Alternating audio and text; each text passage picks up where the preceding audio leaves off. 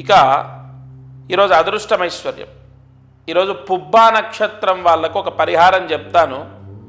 ఈ పుబ్బా నక్షత్రం వాళ్ళు ఆషాఢ మాసంలో ఈ పరిహారం చేస్తే వాళ్ళకు నక్షత్ర దోషం పోతుంది. ఏం చేయాలి అంటే ఈ రోజున కనకధారా స్తోత్రం వినటం లేదా చదవడం చేయాలి. ఈరోజు కనకధారా స్తోత్రం వినండి లేదా చదవండి. పుబ్బా నక్షత్రం సింహరాశి వారు ఈ పరిహారం చేయండి. రెండోది, మీకు అష్టమ శని దోషం ఉంది. ఎందుకంటే మీనరాశిలో శని సంచారం జరుగుతోంది. అష్టమ శని దోషం ఉంది కాబట్టి దగ్గరలో ఉన్న ఆంజనేయ స్వామి దేవాలయంలో శనివారం రోజు తలస్నానం చేసి 16 ప్రదక్షిణాలు చేయండి.